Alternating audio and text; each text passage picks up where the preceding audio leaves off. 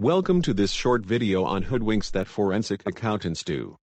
For those family law forensic accountants who pride themselves in objectivity, they will enjoy this video.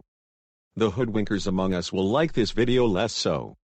The purpose of this video is to assist family law attorneys and the court in identifying a hoodwink from its inception.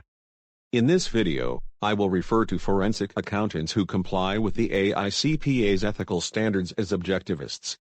Those who are not objective will be referred to as hoodwinkers.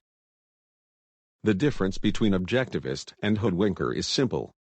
The objectivist opines to their opinion based upon their knowledge of the facts as well as their experience. The hoodwinker opines to a result that benefits their client without reference to their true opinion of the correct result. The goal of the hoodwinker is to obtain a higher number for income available for support for the payer. I am Jim Schaefer, a family law forensic accountant. I have been a member of the AICPA since 1974. I will be your guide today to introduce the annualization gambit used by certain experts to attempt to hoodwink the court or gain advantage in mediation. This video is not intended to teach bad habits, but rather to work to reduce their usage in California family law cases. To keep your attention, I have changed to my Riddler costume as a takeoff on the Riddle case. Some hoodwinkers have disregarded Riddle in a creative way. I will explain. I suggest that when determining income available for support, the court will ordinarily determine income using the monthly average based upon a recent 12-month period. If distortive, the court may use a longer period such as 24-month or 36-month average. Technology offered by QuickBooks and other accounting software will compute profit and loss for any period up to a year.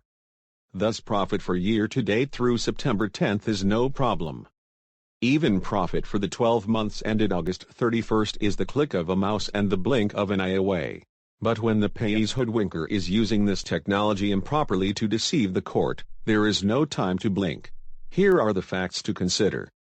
The payer was the sole owner of a small professional services firm. She had a staff of 5. Payroll was made on the 15th and the 30th of the month. The firm had few, large clients. Its largest client was a slow pay.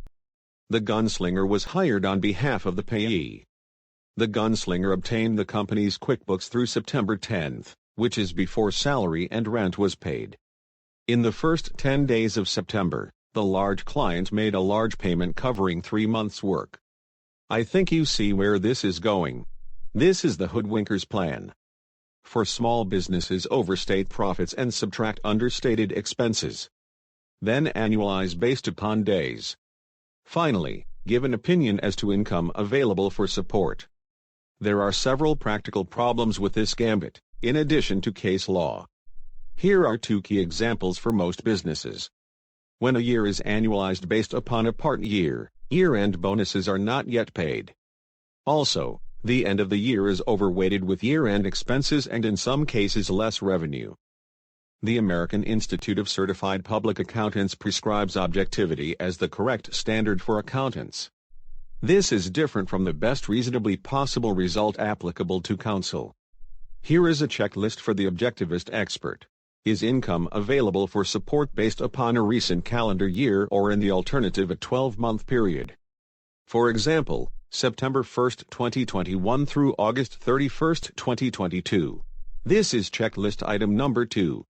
Reconciling the bank accounts with the accounting software is one of the most important quality control procedures for a company's accounting system.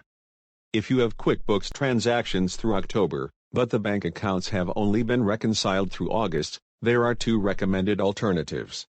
Number 1, use the period September 1st through August 31st. Or, request that the bank account reconciliations be brought up to date. Let's move on to the last item on our standard checklist. Ask the bookkeeper if there are any entries that are waiting for the tax preparer's review. Most small businesses employ a bookkeeper to make the standard entries during the year and a more qualified accountant at the end of the year to prepare the income tax returns. Unusual entries oftentimes await the accountant's adjustment at year-end. If the bookkeeper hesitates when you ask about pending adjustments, counsel may wish to recommend an early resolution to pending adjustments. Hoodwinkers drive up forensic accounting costs for both parties and hurt the profession overall.